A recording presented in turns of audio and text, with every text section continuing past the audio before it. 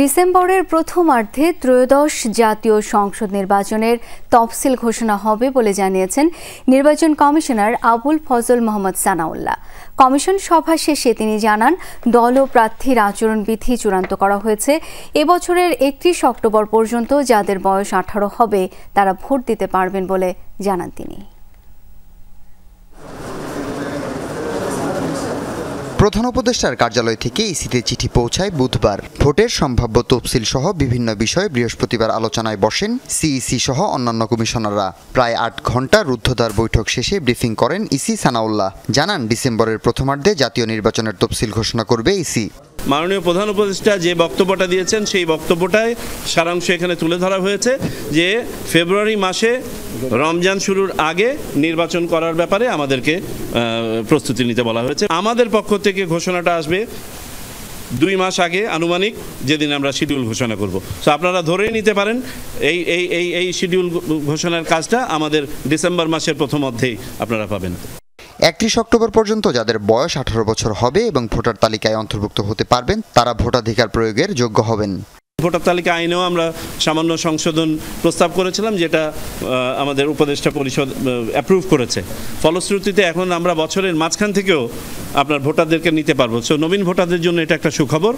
আমরা আজকে যেটা প্রাথমিকভাবে সিদ্ধান্ত নিয়েছি, 2025-এর 31 অক্টোবর পর্যন্ত যারা ভোটার হবেন তাদেরকে আমরা ভোটার তালিকায় সন্নিবেশ করতে পারবো বলে আশা রাখি। সহজ করা হচ্ছে প্রবাসীদের পোস্টাল ব্যালট ভোটের পদ্ধতি। সভায় আলোচনা হয় দল ও প্রার্থীর আচরণ বিধিমালা এবং আরপিও নিয়ে। প্রবাসীদের কাছে শুধুমাত্র সিম্বল ব্যালট যাবে, সেটাই হবে তাদের পোস্টাল ব্যালট, এবং সেই সিম্বল ব্যালটে যতগুলো সিম্বল থাকা দরকার সেই সিম্বলগুলো থাকবে, যাতে করে আমরা এই ট্রাভেল টাইমটা কমাতে পারি। প্রবাসীরা ভোট দিবেন সিম্বল যখন অ্যাসাইন করা হবে প্রার্থীদেরকে, তারপরে সেইভাবে তাদেরকে নির্দেশনা দেওয়া থাকবে এবং উনিও সেভাবে ডিক্লারেশন দিবেন। প্রার্থী এবং দলের যে আচরণবিধির খসড়া ছিল, যেটার উপরে আমরা মতামত নিয়েছিলাম অনলাইনে এটা দেওয়ার পরে, সেটার ভিত্তিতে আজকে এই আচরণবিধি চূড়ান্ত করা হয়েছে। আরপিও সংশোধনী সমূহ এটা শুরু করতে পেরেছি আমরা, একটা পর্যায় পর্যন্ত গিয়েছি, এটা কন্টিনিউ করবে আগামী সপ্তাহে।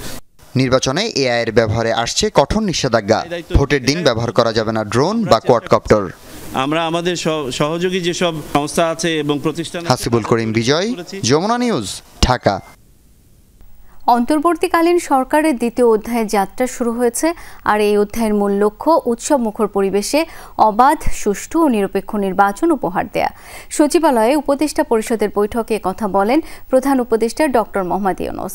পরে প্রধান উপদেষ্টার প্রেস সচিব জানান, নির্বাচনী প্রস্তুতির পাশাপাশি ডিসেম্বরের মধ্যে যাবতীয় সংস্কার কাজ শেষ করার কথা বলেছেন প্রধান উপদেষ্টা। অন্তর্বর্তীকালীন সরকারের প্রধান হিসেবে দায়িত্ব নেয়ার পর দ্বিতীয়বারের মতো সচিবালয়ে প্রধান উপদেষ্টা ডক্টর মোহাম্মদ ইউনূস এই প্রথম অফিস করলেন মন্ত্রিপরিষদ বিভাগের নতুন ভবনে। পরে উপদেষ্টা পরিষদের বৈঠকে যোগ দেন প্রধান উপদেষ্টা। সরকারের বছর পূর্তির পর এই সময়টাকে দ্বিতীয় অধ্যায় হিসেবে অবহিত করে তুলে ধরেন মূল লক্ষ্য ও চ্যালেঞ্জ। অবাধ, সুষ্ঠু ও নিরপেক্ষ নির্বাচন আয়োজনে সংশ্লিষ্ট মন্ত্রণালয়গুলোকে কাজ শুরু করার নির্দেশ দিয়েছেন প্রধান উপদেষ্টা। উনি বলেছেন যে আজকের থেকে দ্বিতীয় অধ্যায় শুরু, এবং উনি বলেছেন যে এই দ্বিতীয় অধ্যায়ের প্রথম এবং প্রধান কাজ হলো নির্বাচন সুন্দরভাবে করা। অনেকগুলো কথাবার্তা হচ্ছে। একটা কথাবার্তা হচ্ছে যে কত বেশি সংখ্যক আমরা আনসার, পুলিশ এবং ইভেন মিলিটারি ট্রুপস আমরা কত বেশি নিয়োজিত করতে পারি, সেটা খতিয়ে দেখা হচ্ছে। নির্বাচনের প্রস্তুতির পাশাপাশি ডিসেম্বরের মধ্যে সংস্কার কাজ শেষ করতে চায় অন্তর্বর্তী সরকার, এগিয়ে নিতে চায় বিচার কাজও। এ নিয়ে আলোচনা হয় উপদেষ্টা পরিষদের বৈঠকে। 16টি সুপারিশ অলরেডি বাস্তবায়িত হয়েছে, 85টি বাস্তবায়ন হচ্ছে, আন্ডার ইমপ্লিমেন্টেশন আছে। আর আংশিক সুপারিশ 10টি বাস্তবায়ন, আংশিক এটা বাস্তবায়ন হচ্ছে, আর 10টি বাস্তবায়নযোগ্য কিনা সেটা নিয়ে এখনো পরীক্ষা নিরীক্ষা হচ্ছে। শেখ হাসিনাকে দেশে ফিরিয়ে এনে বিচারের মুখোমুখি করার উদ্যোগ অব্যাহত আছে বলেন প্রধান উপদেষ্টার প্রেস সচিব। সারা বিশ্ব জানে উনি কি করেছেন। তো সেই অনুযায়ী আমরা মনে করি যে এইগুলো যত আরও এই বিষয়গুলো সবার সামনে আসবে, তত বেশি তার উপর প্রেশার তৈরি হবে যে তাকে এইটার প্রেশার তৈরি হবে যে তাকে যাতে বাংলাদেশে ফিরিয়ে আনা হয়। আমরা আশা করি একদিন না একদিন সে ফিরে আসবেন এবং এই ট্রায়ালের সম্মুখীন হবেন। মাইলস্টোনে যুদ্ধবিমান ট্র্যাজেডিতে নিহত শিক্ষিকা মেহরিন চৌধুরীর নামে বিশেষ পুরস্কার প্রবর্তন এবং গাজীপুর ডিজিটাল বিশ্ববিদ্যালয়ের নাম পরিবর্তন করার সিদ্ধান্ত হয়েছে উপদেষ্টা পরিষদের বৈঠকে। আরিফুর রহমান সবুজ, যমুনা নিউজ, ঢাকা। ক্ষমতায় গেলে কোরআন সুন্নাহ বিরোধী কোনো আইন করবে না বিএনপি। বাংলাদেশ জমিয়তুল মোদারেসিন নেতাদের কাছে এমন প্রতিশ্রুতি দিয়ে বিএনপি নেতারা মাদ্রাসার শিক্ষক কর্মচারীদের এই সংগঠনের কাছে সহযোগিতা চেয়েছে। এছাড়া তফসিল ঘোষণার আগে সমমনা রাজনৈতিক দলগুলোর সাথে জোট গঠন করতে পারে বলে জানিয়েছেন বিএনপির স্থায়ী কমিটির সদস্য সালাউদ্দিন আহমদ। এদিকে ভোট আয়োজনে ইসিতে চিঠি দেয়ায় সরকারকে ধন্যবাদ জানান বিএনপি নেতারা। বৃহস্পতিবার দুপুরে গুলশানের নিজ বাসায় সাংবাদিকদের সাথে মতবিনিময় করেন বিএনপি স্থায়ী কমিটির সদস্য সালাউদ্দিন আহমদ। এই চিঠিটা হলো গত এক বছরের মধ্যে সবচেয়ে গুরুত্বপূর্ণ পদক্ষেপ। আসন্ন নির্বাচন ঘিরে সম্ভাবনাদের নিয়ে নির্বাচনী জোট করার ইঙ্গিত দেন তিনি। বলেন, পরবর্তী সরকারই বাস্তবায়ন করবে নির্বাচন ও সংবিধান সংক্রান্ত সকল সংস্কার। তফসিল ঘোষণার আগ পর্যন্ত একটা পর্যায়ে আমরা মনে করব আমাদের সাথে লাইক মাইন্ডেড যারা আছে, যাদেরকে নিলে সুষ্ঠু নিরপেক্ষ অবাধ নির্বাচন অনুষ্ঠান করা সম্ভব, সেই হিসাবে আমরা আমাদের জোট গঠনের চেষ্টা হবে। তবে এখনো আমাদের জোট গঠনের কোনো পরিকল্পনা ঘোষিত হয় নাই, তবে করব না এরকম কথাও নয়। শুধু যুগপৎ আন্দোলনের সহযোগী নয়, সমাজের বিভিন্ন অংশীজনদের সাথেও মতবিনিময় শুরু করেছে দলটি। সেই ধারাবাহিকতায় বিকেলে বাংলাদেশ জমিয়াতুল মোদারেসিন নেতাদের সাথে বৈঠক করেন বিএনপি নেতারা। মাদ্রাসা শিক্ষার সম্প্রসারণ হোক সেটা চাই, কিন্তু মাদ্রাসা শিক্ষা অঙ্গনকে একটি নির্ধারিত দলীয় রাজনীতির অঙ্গনে পরিণত করতে চায় না। কোরআন সুন্নাহর বিপরীতে শরীয়ত বিরোধী কোনো আইন প্রণীত হবে না। দোয়া চাই যেন আল্লাহর মেহেরবানিতে আমরা আমাদের, যদি আল্লাহ কোনো দায়িত্ব দেন, সে দায়িত্ব যেন আমরা সঠিকভাবে পালন করতে পারি, জনগণের কল্যাণে পালন করতে পারি, রাষ্ট্রের স্বাধীনতা সার্বভৌমত্ব রক্ষার জন্য পালন করতে পারি। ক্ষমতা থাকুক আর বিরোধী দল বাংলাদেশ একটা গার্জিয়ান, তাদের এই ব্যাপারে দায়িত্ব আছে। মাদ্রাসা শিক্ষা কেন, কোনো শিক্ষায় যাতে কোনো দলের মাদ্রাসা যাতে কোনো রাজনীতি করে, কোনো ইসলামী ছাত্র শিবির আমরা ছাত্র দলও চাই না। এদিকে জনগণের আকাঙ্ক্ষা পূরণে রমজানের আগেই জাতীয় নির্বাচন আয়োজন করায় প্রধান উপদেষ্টাকে ধন্যবাদ জানিয়েছেন বিএনপির সিনিয়র যুব মহাসচিব রুহুল কবির রিজভী। মাইলস্টোন ট্র্যাজেডিতে নিহত স্কুল স্টাফ মাসুমার স্বজনদের সাথে দুপুরের সাক্ষাৎ শেষে একথা বলেন তিনি। তিনি শুধু রাজনৈতিক দল নয়, জন আকাঙ্ক্ষার প্রতি শ্রদ্ধা জানিয়ে তিনি এই ঘোষণাটা দিয়েছেন। এনসিপি নেতাদের কক্সবাজার সফর ইস্যুতে প্রশ্ন করা হলে বিএনপির এই নেতা বলেন, তাদের কক্সবাজার যাত্রা স্বাভাবিক ঘটনা হলেও এ নিয়ে লুকোচুরি করায় জনমনে বিভ্রান্তি তৈরি হয়েছে। আরিফিন শাকিল, যমুনা নিউজ, ঢাকা। জুলাই ঘোষণাপত্রের অনুষ্ঠানের দিন কক্সবাজার ঘুরতে যাওয়ার ঘটনায় শোকজ নোটিশের জবাব দিয়েছেন এনসিপির 5 নেতা। দপ্তরের দায়িত্বপ্রাপ্ত যুগ্ম সদস্য সচিব সালেউদ্দিন সিফাত জানান, এই বিষয়ে আহ্বায়ক ও সদস্য সচিব পরবর্তীতে সিদ্ধান্ত গ্রহণ করবেন। এনসিপির দপ্তরে লিখিত আকারে জবাব দিয়েছেন নেতারা। সেই জবাব নিজ ফেসবুক পেজেও শেয়ার করেন মুখ্য সমন্বয়ক নাসির উদ্দিন পাটোয়ারি। লেখেন, 5 আগস্ট তার পূর্ব নির্ধারিত রাষ্ট্রীয় বা সাংগঠনিক কর্মসূচি ছিল না। দল থেকেও এই সংক্রান্ত কোনো দায়িত্ব বা কর্মপরিকল্পনা জানানো হয়নি। কোনো দায়িত্ব না থাকায় এবং ব্যক্তিগত প্রয়োজন ও মানসিক প্রস্তুতির অংশ হিসেবে ঘুরতে যাওয়ার সিদ্ধান্ত।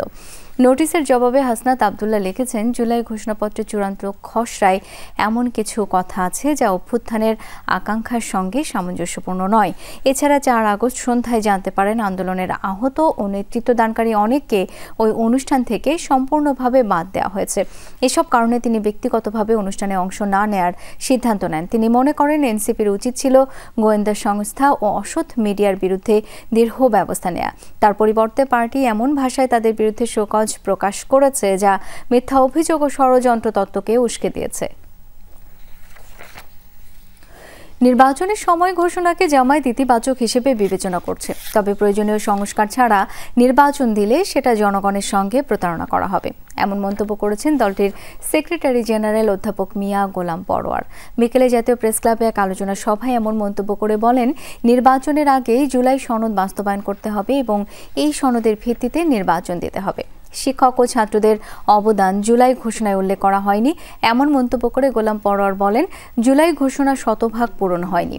অনুষ্ঠানে দলটির নায়েবে আমির অধ্যাপক মুজিবুর রহমান বলেন, যারা মানুষ হত্যা, গুম, খুন ও দেশের স্বাধীনতা প্রতিবেশীর হাতে তুলে দিয়েছে, নির্বাচনের আগে তাদের বিচার করতে হবে। তবে অনেকে বিচারের দিকে খেয়াল না করে যেমন তেমন নির্বাচন দিয়ে ক্ষমতায় আসতে চাইছে। দেশের মানুষ এক ফ্যাসিস্টকে বিদায় করেছে, নির্বাচনের মাধ্যমে আর এক ফ্যাসিস্টকে ক্ষমতায় বসাতে নয়। যেমন তেমন করে নির্বাচন হয়ে তারা ক্ষমতায় যেতে পারলেই হয়। আমরা একজন ফ্যাসিস্ট সরকারকে বিদায় করেছি, নির্বাচনের মাধ্যমে অন্যায়ভাবে আর একটা ফ্যাসিস্ট সরকার বাংলাদেশে আসুক, জনগণ এটা হতে দেবে না। আমরা জানি না, একটা সংশয় রাজনীতির অঙ্গনের আলোচিত হচ্ছে যে কোনো একটি দলের চিন্তা এবং চেতনা, আদর্শ, গাইডলাইন কি এই জুলাই ঘোষণা তৈরির ক্ষেত্রে প্রভাব বিস্তার করেছে? এই প্রশ্ন কিন্তু তৈরি হচ্ছে। গাজীপুরের চান্দনা চৌরাস্তা এলাকায় এক সংবাদকর্মীকে কুপিয়ে হত্যা করেছে দুর্বৃত্তরা। এ বিষয়ে আরো জানবো, যোগ দিচ্ছেন সহকর্মী পলাশ প্রধান। পলাশ, নিহতের পরিচয় সম্পর্কে বিস্তারিত জানাবেন, কেন এই হত্যাকাণ্ড, পুলিশ কি বলছে? শাওন, আসলে যে তুহিন আসলে তাকে দুর্বৃত্তরা কুপিয়ে হত্যা করেছে, তিনি আমাদের একজন সহকর্মী ছিল এবং প্রায় সময় এই চৌরাস্তা থেকে যারা ছিনতাইকারী ছিল তাদের নিয়ে আসলে লাইভ করা হতো, যেটি কাল হয়ে দাঁড়িয়েছে আজকে। এখন থেকে ঠিক 2 ঘন্টা আগে অর্থাৎ 8টার পরপরই চান্দনা চৌরাস্তা এলাকায় যে ম্যানশন একটি মার্কেট রয়েছে, সেই মার্কেটের পাশে এক নারীকে আসলে দুর্বৃত্তরা তাকে ধরে, সেখানে তাকে ছিনতাই করা অবস্থায় সেই সাংবাদিক আসলে তার ভিডিও ধারণ করছিল। এমতো অবস্থায় মূলত তাকে টার্গেট করা হয় সেই ছিনতাইকারীরা। তাৎক্ষণিকভাবে পাশের এক মার্কেটে এসে চারপাশে আসলে মার্কেট খোলা ছিল, লোকজন যাওয়া আসা করছিল, এর মাঝেই কিন্তু আসলে এলপাতারি কুপিয়ে তাকে হত্যা করেছে। ঠিক হত্যার কুপিয়ে যখন নিশ্চিত করে এরপর দুর্বৃত্তরা এখান থেকে চলে যাচ্ছিল, এরপরেই জনগণ এসে আসলে বিভিন্নভাবে ফেসবুক সহ বিভিন্নভাবে আসলে জানাজানির পর স্থানীয় গাজীপুর মেট্রোপলিটন পুলিশ ঘটনাস্থলে এসে আসলে নিহত লাশ উদ্ধার করে ময়নাতদন্তের জন্য আসলে নিয়ে যাওয়া হয়েছে। তবে এখানে যে উৎসব জনতা, তারা কিন্তু অনেকে আসলে বিষয়টি ভিডিও করেছে, কিন্তু তাকে যে আসলে গিয়ে ধরবে সেই সুযোগটা আসলে কেউ গ্রহণ করেনি। সেটা এখানে যারা দোকানিরা ছিল অনেকের আসলে ভয়ে, যারা ছিনতাইকারী ছিল তাদের পাশে যাওয়া অনেকটাই ভয়ভীতি কাজ করে বিধায় কেউ জানে। তবে থানা পুলিশ যে বিষয়টি বলছিল যে পার্শ্ববর্তী যে সিসি ক্যামেরা ফুটেজ সেটি আসলে সংগ্রহ করা হচ্ছে, যারা ছিনতাইকারী রয়েছে তাদেরকে শনাক্ত করে হয়তো বা সেটি প্রশাসন আইনের আওতা নেবে। তবে এখানে যারা প্রত্যক্ষদর্শী ছিল তারা অনেকেই বলছিল যে সে যেভাবে আসলে বাঁচার জন্য আকুতি মিনতি করছিল, আসলে কেউ তাকে বাঁচানোর জন্য আসলে তার সামনে বা যারা দুর্বৃত্ত ছিল তাকে আসলে ধরার জন্য কেউ আসলে সম্মুখীন যায়নি। শাওন, পলাশ, নিঃসন্দেহে খুবই দুঃখজনক একটি ঘটনা। প্রত্যাশা করছি দুর্বৃত্তরা দ্রুত শাস্তির আওতায় আসবে। বেওয়ারিশ হিসেবেই দাফন হলো জুলাই গণ অভ্যুত্থানে নিহত 6 জনের মরদেহ। পরিচয় শনাক্ত করা যায়নি বলে 1 বছর ধরে যে মরদেহ ছিল ঢাকা মেডিকেলের মর্গে। দুপুরে 6 অজ্ঞাতের মরদেহ আঞ্জুমান মফিদুলের কাছে হস্তান্তর করা হয়, পরে দাফন করা হয় জুরাইন কবরস্থানে। পুলিশ জানিয়েছে, আদালতের নির্দেশেই সম্পন্ন হয় এই প্রক্রিয়া। এসব হতভাগ্যের প্রত্যেকের শরীরে আঘাতের চিহ্ন ছিল বলে জানিয়েছেন চিকিৎসকরা। রাজধানীর জুরাইন কবরস্থানে এসেছে 6 বেওয়ারিশ লাশ। নাম পরিচয় জানা নেই আত্মীয় স্বজনের হদিস। কিন্তু একটি বিষয় তাদের সাথে যোগসূত্রতা তৈরি করে পুরো বাংলাদেশের, আর তা হলো এদের সবার মৃত্যু হয়েছে জুলাই অভ্যুত্থানের সময় ঢাকার রাজপথে। পুলিশের উপস্থিতিতে এই বেওয়ারিশ 5 পুরুষ ও 1 নারীকে দাফন করে আঞ্জুমানে মফিদুল। গণ অভ্যুত্থান চলাকালে 7 থেকে 14 আগস্টের মধ্যে মরদেহগুলো এসেছিল ঢাকা মেডিকেলে। এরপর ঘড়ির কাঁটা ঘুরেছে, কেটে গেছে 1 বছর, কিন্তু আসেনি কোনো বৈধ দাবিদার। শেষ পর্যন্ত আদালতের নির্দেশে এসব হতভাগ্যের দাফনের উদ্যোগ নেয় ঢাকা মেডিকেল। বৃহস্পতিবার সকালে মরদেহগুলো আঞ্জুমানে মফিদুলের কাছে হস্তান্তর করা হয়। আর ডেড বডিগুলি আমাদের মর্চারিতে ছিল, আসলে আমরা হ্যান্ড ওভার করে দিয়েছিলাম অটোপসির পরপরই আমাদের পুলিশ বাহিনীর কাছে, ওনারা এটা ডিসপোজাল করার জন্য। যেহেতু আনআইডেন্টিফাইড ছিল, তো বডিগুলি আমাদের মর্গে ওনারা রেখেছিলেন। তো যাই হোক, আজকে আমরা সেই ডেড বডিগুলি আবার পুলিশের মাধ্যমে আঞ্জুমান মফিদুলকে হস্তান্তরের ব্যবস্থা ওনারা করেছেন। বেওয়ারিশ হিসেবে দাফন হলেও মরদেহগুলোর ডিএনএ সংরক্ষণ করা হয়েছে, তাই ভবিষ্যতে তাদের পরিচয় শনাক্ত হওয়ার সম্ভাবনা উড়িয়ে দেওয়া যায় না বলছে পুলিশ। এই লাশগুলো প্রত্যেকটাই আমরা নাম্বার সিরিয়াল দেওয়া আছে, এগুলো যেখানে কবরস্থ করা হবে সেখানে এগুলোর সিরিয়াল থাকবে, প্ল্যাকার্ড থাকবে, যাতে ভবিষ্যতে যদি কেউ এই ডিএনএ স্যাম্পল কালেক্ট করা আছে যদি কোনো আইডেন্টিফাই হয়ে যায়, তখন আমরা সেই লাশগুলো সেভাবে সিদ্ধান্ত নিতে পারবো।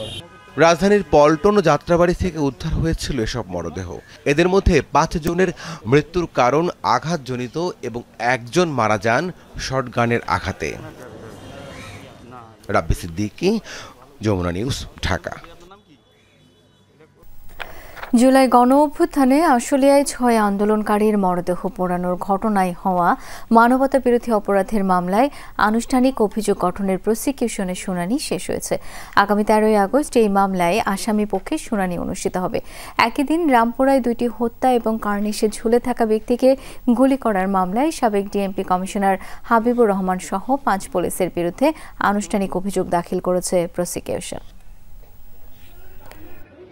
জুলাই গণঅভ্যুত্থানের সকল নৃশংসতা ছাড়িয়ে যায় সাভারের আশুলিয়ার নির্মমতা। 5 আগস্ট আশুলিয়া থানার সামনে গুলি করে হত্যার পর পুড়িয়ে ফেলা হয় 6 জনের মরদেহ। বৃহস্পতিবার এ মামলায় অভিযোগ গঠনের শুনানিতে সেই দিনের বিভীষিকাময় হত্যাকাণ্ডের বিস্তারিত ঘটনা ট্রাইব্যুনাল 2-এর সামনে তুলে ধরেন প্রসিকিউশন। জানান, আগুনে পোড়ানোর সময়ও জীবিত ছিল 1 জন। এ সময় 5 আগস্ট 6 জনকে হত্যা এবং 4 আগস্ট 1 জন সহ 7 জনকে হত্যার অভিযোগ আনা হয় আসামিদের বিরুদ্ধে। এ সময় আদালতে উপস্থিত ছিলেন গ্রেফতার 8 আসামি। আসামিদের পারস্পরিক যোগসাজশে অপরাধ সংগঠনের অভিযোগ সহ 3টি ধারায় অভিযুক্ত করা হয়। পরে রাষ্ট্রপক্ষের শুনানি শেষে আসামি পক্ষের শুনানির জন্য 13 আগস্ট দিন ধার্য করেন আন্তর্জাতিক অপরাধ ট্রাইব্যুনাল 2। যার বিরুদ্ধে আমরা মূল অভিযোগটা এনেছি ডিআইজি সাহেব সৈয়দ নুরুল ইসলাম, উনি করেছেন কি, যারাই নিষ্ঠুরতা দেখিয়েছেন, যারাই বর্বরতা দেখিয়েছেন, যারাই আন্দোলনের কঠোরতা দেখিয়েছেন, তাদেরকে অর্থ পুরস্কার দিয়েছে আশুলিয়া থানায় এসে। এই বর্ণনাটা আমরা দিয়েছি। হত্যার পরে অথবা জীবিত অবস্থায় এই 6 জনকে যে পুড়িয়ে তাদের শরীর বিকৃত করে দেওয়া হয়েছে, এটাকে আমরা বলেছি যে এটা হলো আদার ইনহিউম্যান অ্যাক্ট, মানে অন্যান্য অমানবিক আচরণ করার অপরাধ। এটাও একটা ক্রাইমস এগেইনস্ট হিউম্যানিটি। এদিকে রামপুরায় কার্নিশে ঝুলে থাকা 1 যুবককে গুলি ও 2 জনকে হত্যা মামলায় ডিএমপির সাবেক কমিশনার হাবিবুর রহমান সহ 5 জনকে অভিযুক্ত করে ট্রাইব্যুনালে আনুষ্ঠানিক অভিযোগ দাখিল করেছে প্রসিকিউশন। ইনভেস্টিগেশন এজেন্সি ইনভেস্টিগেশন করে প্রসিকিউশনের কাছে ইনভেস্টিগেশন রিপোর্ট দেয়। On the basis of that investigation report prosecution formal charge দাখিল করে। এখানে কে আসামি হবে কে আসামি হবে না এটা ইনভেস্টিগেশন এজেন্সি এবং প্রসিকিউশন নির্ধারণ করবে। এই ঘটনার তদন্ত শেষ করে চলতি বছরের 31 জুলাই প্রসিকিউশনে অভিযোগ জমা দিয়েছিল তদন্তকারী দল। মানুল মারুফ, যমুনা নিউজ, ঢাকা। রাজধানীর মিডফোর্ডের ব্যবসায়ী ও যুবদল কর্মী সোহাগকে নির্মমভাবে পিটিয়ে হত্যার ঠিক আগ মুহূর্তের সিসি ক্যামেরার ফুটেজ পেয়েছে যমুনা টেলিভিশন, যাতে দেখা যায় কালো পাঞ্জাবি পরিহিত সোহাগকে তার দোকান থেকে টিটু, মহিন সহ কয়েকজন এসে মারতে মারতে নিয়ে যায় মিডফোর্ডের সামনে। ঘটনা ভিন্ন খাতে নিতে আওয়ামী লীগের দোসর বানিয়ে মব সৃষ্টির চেষ্টাও করা হয়। আশিক মাহমুদ জানাচ্ছেন বিস্তারিত। 9 জুলাই বিকেল 5:45। সিসি ক্যামেরার এই ফুটেজে দেখা যায় মিডফোর্ড এলাকার রজনী বসে লেনে নিজের দোকানে বসে আছেন সোহাগ। কয়েক মিনিট পর দল বেঁধে আসেন কয়েকজন। এর মধ্যে কালো গেঞ্জি পরা টিটো, সাদা কালো চেক শার্ট পরা মহিন, আকাশি রঙের গেঞ্জি পরিহিত অভিসহ ছিল আরও কয়েকজন।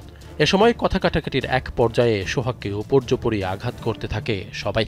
মারতে মারতে সোহাগকে ধরে নিয়ে যায় মিডফোর্ডের দিকে। হাসপাতালের ভেতরেই সিমেন্টের ব্লক ও ইট দিয়ে আঘাত করে সোহাগকে হত্যা করা হয়। সোহাগকে ধরে নিয়ে যাওয়ার সময় ঘটনাস্থলে ছিলেন তার ব্যবসায়িক সহযোগী ইসমাইল। চেষ্টা করেন সোহাগকে ছাড়িয়ে নেয়ার, কিন্তু পারেননি। সোহাগ হত্যা মামলার 1 নম্বর সাক্ষীও তিনি। সম্প্রতি যমুনা টেলিভিশনের মুখোমুখি হয়ে জানিয়েছেন সেদিনের ভয়ঙ্কর ঘটনার আদ্যপান্ত। এখান থেকে তো কিল ঘুষি সব শুরুই, আর আঘাত করা শুরু করছে ওইখানের পরে। বেশি দূর নেই, যে লালমিয়া হাজির বিল্ডিং যেটা মিদ্যাবাড়ি বলে, এই পর্যন্ত যায় ওনারা ট্যাকেল দিতে পারছি, এরপরে ভাই ট্যাকেল দিতে পারিনি আমরা। কোমর হাত দিচ্ছি, যাবি কিনা ঝাড়ি দিয়া, তখন আমি চাপতে বাধ্য হয়েছি, কারণ ওদের কাছে 6টা মেশিন আছিল। কেন এমন নির্মম হত্যাকাণ্ড? ঘটনার সূত্রপাতি বা কবে? অনুসন্ধানে জানা গেছে শুরু করছে ওইখানের পরে। বেশি দূর নেই, যে লালমিয়া হাজির বিল্ডিং যেটা মিদ্যাবাড়ি বলে, এই পর্যন্ত যায় ওনারা ট্যাকেল দিতে পারছি, এরপরে ভাই ট্যাকেল দিতে পারিনি আমরা। কোমর হাত দিচ্ছি, যাবি কিনা ঝাড়ি দিয়া, তখন আমি চাপতে বাধ্য হয়েছি, কারণ ওদের কাছে 6টা মেশিন আছিল। কেন এমন নির্মম হত্যাকাণ্ড? ঘটনার সূত্রপাতি বা কবে? অনুসন্ধানে জানা গেছে মে মাসের 19 তারিখ হত্যাকাণ্ডের অন্যতম হোতা টিটু সোহাগের হোয়াটসঅ্যাপে একটি মেসেজ দেন, যার স্ক্রিনশট যমুনা টেলিভিশনের হাতে এসেছে। যাতে দেখা যায় টিটু সোহাগকে লিখেছেন, স্বার্থপর লোকদের সাথে সম্পর্ক না থাকাই ভালো, আমি টাকাকে অনেক ভালোবাসি। ধারণা করা হচ্ছে এই মেসেজ দেওয়ার আগ থেকেই দ্বন্দ্ব তাদের। টিটু ওনার বড় ভাই, মঈন ওনার বড় ভাই, তারপরে যে কিছু আসামি ধরা পড়ছে ওনার ছোট ভাই, কোন অনুষ্ঠান করতে 20,000 টাকা লাগবে, 10,000 টাকা লাগবে, উনি দিতে আছে। যখন তার একটা ফিক্সড অ্যামাউন্ট দাবি করছে যে মাসে এত টাকা দিতে হবে, তখনই এই যে সোহাগ ভাই করছে যে না আমি ফিক্সড অ্যামাউন্ট দিব কেন, মাসে কত 2 লক্ষ টাকার দাবি করছিল। এটা ওনাদের সাথে আগের চলাফেরা, ওই যে টাকা পয়সা চাইছে, একতরফা চাইছিল, এটা দেয় নাই। এটার মানে মেন দ্বন্দ্বটাই হলো এই জায়গায়। সোহাগকে পিটিয়ে হত্যার 2 দিন আগে 7 জুলাই মাসিক 2 লাখ টাকা এবং ব্যবসার লভ্যাংশ না দেয়ায় টিটুর নেতৃত্বে সোহাগের গোডাউনে তালা দেয়া হয়। বন্ধ করতে বলা হয় মালামাল কেনা বেচা। এই তালা সোহাগ ভেঙে ফেলায় ক্ষুব্ধ হয় টিটু। ব্যবসা প্রপারলি ছাড়তে বলছে তোর পরিবার নিয়ে আনতে জায়গা ছেড়ি করছে, ডাইরেক্ট মেনে নেব। এরকম তো আগে কয়ে গেছে ল্যাংটা করে বিডাম, একটা বাস্তব করছে। এলাকায় আধিপত্য বিস্তার এবং চোরাইতারের ব্যবসার একক নিয়ন্ত্রণ নিতেই প্রকাশ্যে পেটানো হয় সোহাগকে। এ সময় তাকে আওয়ামী লীগের দোসর সাজিয়ে সৃষ্টি করা হয় মব। পরিকল্পনা ছিল সাধারণ মানুষকে হত্যাকাণ্ডে যুক্ত করে ঘটনা ভিন্ন খাতে নেয়ার। মূলত ব্যবসায়ী করতে দিবে না সোহাগ ভাইকে, মার্কেট থেকে উচ্ছেদ। আর মারার দিনও তো এটাই সাজাতে যাচ্ছে যে সে আওয়ামী লীগের দোসর, ওরা তো এই মিছিলটাই করলো। মানে জিনিসটা ঘুরাইতে যেছে, ওরা আধিপত্য বিস্তার করতে চাইছিল এই জায়গায়। মানে যেভাবে মারছে, ওরা যদি এইভাবে বাইচা যাইতো, এই এলাকার ভিতরে মানে যেদিকে যা চেহারা দেখাইতো ওদিক থেকে টাকা দিয়ে দিত ডরে ভয়ে। সোহাগকে হত্যার আগে মিটফোর্ড এলাকার রজনী বোস লেনের এই দোকান থেকেই তাকে ধরে নিয়ে যায় খুনিরা। হত্যাকাণ্ডের পর থেকেই বন্ধ ছিল প্রতিষ্ঠানটি। তবে গতকাল বুধবার দোকানটি আবারও চালু করেছেন সোহাগের ব্যবসায়িক সহযোগীরা। শুরু হয়েছে কেনা বেচা, শুধু নেই সোহাগ। আশিক মাহমুদ, যমুনা নিউজ, ঢাকা। আওয়ামী লীগ নেতা কর্মীদের প্রশিক্ষণের ঘটনায় অভিযুক্ত মেজর সাদেকের স্ত্রী সুমাইয়া জাফরিনের 5 দিনের রিমান্ড মঞ্জুর করেছেন আদালত। দুপুরে ঢাকা মেট্রোপলিটন ম্যাজিস্ট্রেট সেফাতুল্লাহ তার জামিন আবেদন নামঞ্জুর করে রিমান্ডের এই আদেশ দেন। এর আগে মামলা তদন্ত কর্মকর্তা তার 7 দিনের রিমান্ড চেয়ে আবেদন করেন। ডিএমপির মিডিয়া শাখা জানায়, ভাটারা থানার সন্ত্রাস বিরোধী আইনের মামলায় সুমাইয়া জাফরিনকে গ্রেপ্তার করা হয়। সম্প্রতি বসুন্ধরা এলাকার কেবি কনভেনশন সেন্টারে আওয়ামী লীগ, যুবলীগ, ছাত্রলীগের নেতাকর্মী এবং অবসরপ্রাপ্ত সরকারি কর্মচারীদের প্রশিক্ষণের ঘটনায় এখন পর্যন্ত 28 জনকে গ্রেপ্তার করা হয়েছে। তাদের জিজ্ঞাসাবাদে নতুন নতুন তথ্য সামনে আসছে বলেও জানায় পুলিশ। মেজর সাদিকুলের বিরুদ্ধে আওয়ামী লীগ কর্মীদের প্রশিক্ষণ দেওয়ার অভিযোগে এরই মধ্যে তদন্ত আদালত গঠন করেছে সেনাবাহিনী। এখানে কোনো রাষ্ট্রবিরোধী কোনো ষড়যন্ত্র বা নাশকতা এরকম কোনো কিছু ছিল কিনা, এবং আমাদের কাছে যে গোয়েন্দা তথ্য রয়েছে সেইটার ভিত্তিতে আমরা কাজ করছি, এবং ইতিমধ্যে যারা গ্রেফতার হয়ে গেছে তাদের কাছ থেকে প্রাপ্ত জবানবন্দি এবং সেখান থেকে প্রাপ্ত তথ্য, এগুলো ধরে আমরা তদন্ত কার্যক্রমটা এগিয়ে নিচ্ছি। দুর্নীতির মামলায় গ্রেপ্তার বেগম রোকেয়া বিশ্ববিদ্যালয়ের সাবেক ভিসি অধ্যাপক নাজমুল হাসান কলিমুল্লাহকে কারাগারে পাঠানো হয়েছে। বৃহস্পতিবার ঢাকার সিনিয়র স্পেশাল জজ আদালত হাজির করা হলে এই আদেশ দেন। একই সঙ্গে এই মামলার আরেক সাবেক ভিসি AKM নুরুন নবী সহ অন্যদের দেশ ত্যাগেও নিষেধাজ্ঞা দিয়েছেন আদালত। জাতীয় নির্বাচন পর্যবেক্ষক পরিষদ জানি পপের চেয়ারম্যান এবং বেগম রোকেয়া বিশ্ববিদ্যালয়ের সাবেক উপাচার্য অধ্যাপক নাজমুল হাসান কলিমুল্লাহ বৃহস্পতিবার তাকে গ্রেপ্তারের পর ঢাকার সিনিয়র স্পেশাল জজ আদালতে হাজির করে দুদক। দুদকের মামলায় বলা হয়েছে, বেগম রোকেয়া বিশ্ববিদ্যালয়ের উন্নয়ন প্রকল্পের নামে 4 কোটি টাকা আত্মসাৎ করেছেন সাবেক 2 ভিসি ডক্টর কলিমুল্লাহ ও AKM নুরুন নবী সহ সংশ্লিষ্টরা। গেল জুনে তাদের বিরুদ্ধে মামলা করে দুদক। প্রকল্পের অনুমোদিত DPP উপেক্ষা করে নকশা পরিবর্তন ঠিকাদারের রানিং বিল থেকে কর্তনকৃত নিরাপত্তা জামানত এফডিআর হিসাবে ব্যাংকে জমা রাখা ও বিধি বহির্ভূতভাবে ঠিকাদারকে বিল প্রদান করায় তার বিরুদ্ধে গত 18 জুন দুদক একটি মামলা দায়ের করেছে। আদালতে কলিমুল্লাহ দাবি করেন দীপুমণি শিক্ষামন্ত্রী থাকাকালে তাদের কাছে অন্যায় আবদার করতেন। পরে আদালত তাকে কারাগারে পাঠানোর আদেশ দেন। দুদকের আইনজীবী জানান, বেগম রোকেয়া বিশ্ববিদ্যালয়ের শ্যামলীতে একটি লিয়াজো অফিস রয়েছে। সেখানে বিভিন্ন অনৈতিক চুক্তি ও প্রকল্পের স্বাক্ষর করা হয়। বিজ্ঞ আদালত জামিনের আবেদন নামঞ্জুর করেছে এবং ওনাকে ডিভিশনের আদেশ দিয়েছেন এবং বলেছেন যে যদি কোনো মেডিসিন দরকার হয় সেটাও যেন সরবরাহ করা হয়। অনুমোদিত প্রকল্পগুলোর নকশা চেঞ্জ করে তারপর হলো আপনার ঠিকাদারদেরকে আপনার অবৈধভাবে সুবিধা দেওয়ার জন্য উনি বিভিন্ন ধরনের দুর্নীতির আশ্রয় নিয়েছিলেন। এই মামলার আসামির তালিকায় রয়েছেন সাবেক ভিসি AKM নুরুন নবী সহ আরও কয়েকজন, যাদের বিরুদ্ধে দেশ ত্যাগের নিষেধাজ্ঞা দিয়েছেন আদালত। এদিন কাগজে প্রতিষ্ঠানের নামে ইউসিবি ব্যাংক থেকে ঋণের নামে 48 কোটি টাকা আত্মসাতের অভিযোগে সাবেক ভূমিমন্ত্রী সাইফুজ্জামান চৌধুরী জাবেদ সহ 47 জনের বিরুদ্ধে পৃথক দুটি মামলা করেছে দুদক। রাজীব আহমেদ, যমুনা নিউজ, ঢাকা। স্বাস্থ্য খাতে 10টি রোগ বা বড় সংকটের কথা জানালো খোদ মন্ত্রণালয়। রোগ সারাতে জানানো হলো নানা উদ্যোগের কথা। বিকেলে রাজধানীর মিন্টো রোডের শহীদ আবু সাইদ মিলনায়তনে সংবাদ সম্মেলনে স্বাস্থ্য খাতে 1 বছরের অর্জন ও চ্যালেঞ্জ তুলে ধরে মন্ত্রণালয়। জানানো হয়, রাজধানীতে আর কোনো বিশেষায়িত হাসপাতাল হবে না। ঢাকার বাইরে 3টি বিশেষায়িত হাসপাতাল হবে বিদেশি অর্থায়নে। চিকিৎসকদের উপহার ও অনৈতিক সুবিধা নেওয়া বন্ধে হচ্ছে আইন। বছর পার করল অন্তর্বর্তী সরকারের স্বাস্থ্য খাত। কিছু পদক্ষেপ আর বিস্তর পরিকল্পনা ছাড়া নেই বড় কোনো অর্জন। জুলাই অভ্যুত্থানে আহতদের চিকিৎসা আর অসন্তোষের আন্দোলন মোকাবিলায় কেটে গেছে বড় সময়। আন্দোলন কত প্রকার ও কি কি এবং কাহাকে বলে, এটা যদি রচনা লিখতে দেওয়া যায় তাহলে একটা ভালো রচনা হবে। এই আন্দোলন একদিকে, চিকিৎসা একদিকে, এই দুইয়ের মধ্য দিয়ে আমরা আমাদের কাজ করে যেতে থাকলাম। বৃহস্পতিবার সংবাদ সম্মেলনে স্বাস্থ্য মন্ত্রণালয় জানায়, অযোগ্যদের প্রাধান্য, রাজধানী নির্ভরতা, জবাবদিহিতার অভাবসহ স্বাস্থ্যের 10 সমস্যা চিহ্নিত করা হয়েছে। সেসব সমাধানে কাজ চলছে। স্বাস্থ্যকর্মীদের জন্য বিশেষায়িত বেতন বোর্ড, নতুন 3000 চিকিৎসক নিয়োগ এবং 7000 চিকিৎসকের সুপার নিউমারি পদোন্নতির ব্যবস্থা নেওয়া হয়েছে। আইন করে বন্ধ হচ্ছে চিকিৎসকদের উপহার নেওয়া। ফার্মাসিউটিক্যাল কোম্পানি, ডায়াগনস্টিক সেন্টার, বিভিন্ন হাসপাতাল তাদের থেকে চিকিৎসক বা স্বাস্থ্যকর্মীদেরকে বিভিন্ন ধরনের অনৈতিক বিভিন্ন উপহার, উৎকোচ এগুলো সম্পর্কে অনেক আলোচনা হয়। আমরা নিশ্চিত করতে চাই এগুলো বন্ধে কড়া পদক্ষেপ নেওয়া হবে।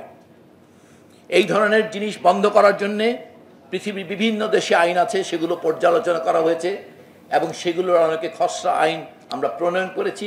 সেই খসড়া আইনে সব ধরনের উপহার, আর্থিক লেনদেন এবং সুবিধা নিষিদ্ধ করা হবে, শুধুমাত্র শিক্ষামূলক এবং ন্যায্য প্রয়োজন ব্যতীত। বিশেষ গুরুত্ব দেওয়া হয়েছে মেডিকেল শিক্ষায়। সরকারি বেসরকারি মেডিকেল কলেজ প্রতিষ্ঠার অভিন্ন নীতিমালা হচ্ছে। মানহীন মেডিকেল কলেজের আসন কমানো এবং বন্ধের হুঁশিয়ারিও দিয়েছেন উপদেষ্টা। বেসরকারি কলেজের নীতিমালা থাকলেও সরকারি কলেজের কোনো নীতিমালা নাই। তো কাজে আমরা যেটা করলাম, সরকারি আর বেসরকারি উভয় প্রতিষ্ঠানের জন্য অভিন্ন নীতিমালা। কিছু মেডিকেল কলেজ আমাদের হয়তো মার্জ করে দিতে হবে, সেটা সরকারি হোক বেসরকারি হোক। একটি মেডিকেল কলেজে শুধুমাত্র যখন মানহীন হয়, সে শুধুমাত্র নিম্নমানের একজন ব্যক্তি চিকিৎসককে তৈরি করে না। ওই চিকিৎসককে তৈরি করার মধ্য দিয়ে 30 থেকে 40 বছরের জন্যে ওই চিকিৎসকের কাছে যেই মানুষরা রোগ নিয়ে উপস্থিত হন, তাদের চিকিৎসা ঝুঁকিপূর্ণ হয়ে ওঠে। সরকারি হাসপাতালগুলোতে 15,000 রোগী শয্যা না পেয়ে মেঝেতে চিকিৎসা নেন, অথচ 83টি স্বাস্থ্য প্রতিষ্ঠান নির্মাণের পর অব্যবহৃত অবস্থায় আছে। এসব তথ্য জানানো হয় সংবাদ সম্মেলনে। হাসান মিসবা, যমুনা নিউজ, ঢাকা। অন্তর্বর্তী সরকারের 1 বছরের চেষ্টায় বাজার সিন্ডিকেট মুক্ত হয়েছে বলে দাবি করেছেন বাণিজ্য উপদেষ্টা শেখ বশিরউদ্দিন। বিকেলে জুলাই পুনর্জাগরণ নিয়ে টিসিবি আয়োজিত এক অনুষ্ঠানে উপদেষ্টা বলেন, অন্তর্বর্তী সরকারের কঠোর অবস্থানে সিন্ডিকেট মুক্ত হয়েছে নিত্যপণ্যের বাজার। জুলাই চেতনা বাস্তবায়নের অংশ হিসেবে আগামী নির্বাচনের আগে দুর্নীতি দূর করে কর্মসংস্থানের সুযোগ বাড়ানো হবে। নির্বাচনের আগে চাকরির জন্য কর্মসংস্থানের সুযোগ সৃষ্টি, জ্বালানি সংকট দূর করার আশ্বাস দেন বাণিজ্য উপদেষ্টা।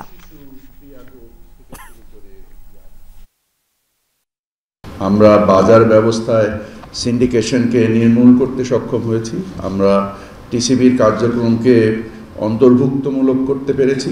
ম্যাক্রো ইকোনমিতে আমাদের ব্যালেন্স অফ পেমেন্টে আমরা এখন সারপ্লাস, আমাদের ফাইন্যান্সিয়াল অ্যাকাউন্টে আমরা এখন সারপ্লাস, আমাদের রিজার্ভ যেটা সম্ভবত $10 বিলিয়ন নেমে গিয়েছিল সেটা এখন $30 বিলিয়ন উঠে এসছে। আবার আমন্ত্রণ, দেখছেন রাতের বাংলাদেশ। দিল্লি ওয়াশিংটন চলমান শুল্ক উত্তেজনার মাঝেই ভারত সফরের ঘোষণা দিলেন রুশ প্রেসিডেন্ট ভ্লাদিমির পুতিন। এ তথ্য নিশ্চিত করেন মস্কো সফররত ভারতের জাতীয় নিরাপত্তা উপদেষ্টা অজিত দোভাল। তবে এখনও জানা যায়নি এই সফরের সম্ভাব্য তারিখ। তবে রুশ বার্তা সংস্থা এবং গণমাধ্যম বলছে, চলতি বছরের শেষের দিকে ভারতীয় প্রধানমন্ত্রী নরেন্দ্র মোদীর সাথে বৈঠক করতে দিল্লি সফর করবেন রুশ প্রেসিডেন্ট। যদিও এ বিষয়ে এখনও কোনো মন্তব্য করেনি মস্কো। এর আগে চলতি বছরের শুরুতে প্রেসিডেন্ট পুতিনের ভারত সফরের ঘোষণা দেন রুশ পররাষ্ট্রমন্ত্রী সের্গেই ল্যাভরভ। এর আগে যুক্তরাষ্ট্রের 50% শুল্ক আরোপের কারণে চড়া মূল্য চুকাতে হবে বলে স্বীকার করেছেন ভারতের প্রধানমন্ত্রী নরেন্দ্র মোদী। তবে দেশের কৃষক ও জেলেদের স্বার্থের সাথে আপোষ করবেন না বলেও সাফ জানান তিনি।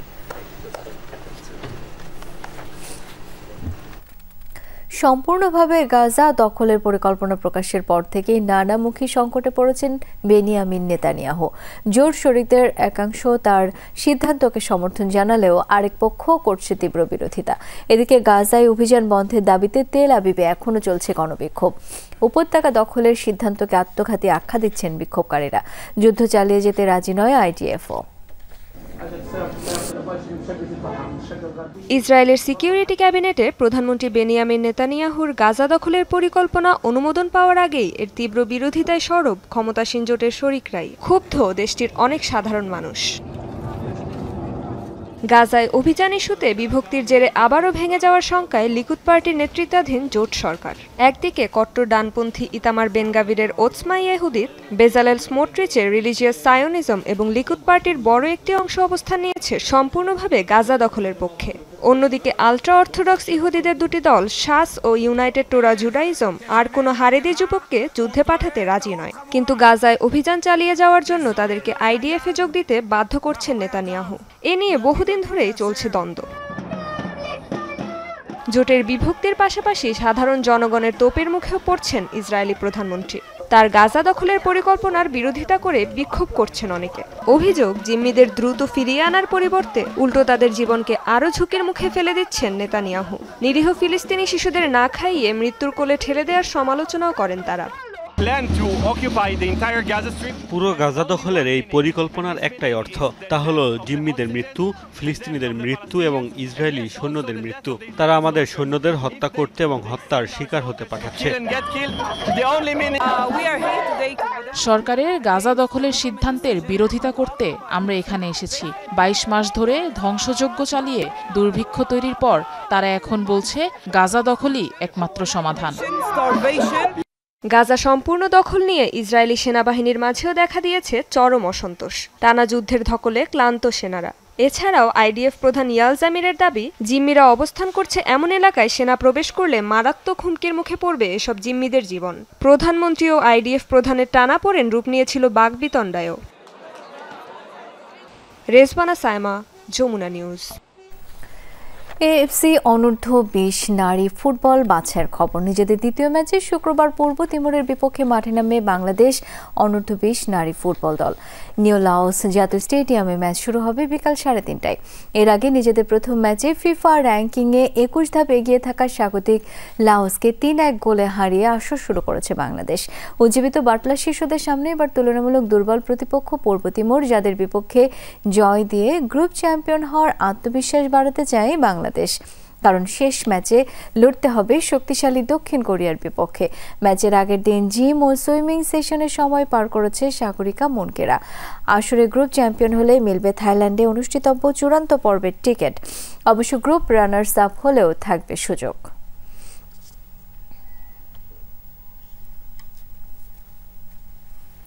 এই ছিল রাতের বাংলাদেশের আয়োজনে। এতক্ষণ আমাদের সাথে থাকার জন্য সবাইকে অসংখ্য ধন্যবাদ। শুভরাত্রি।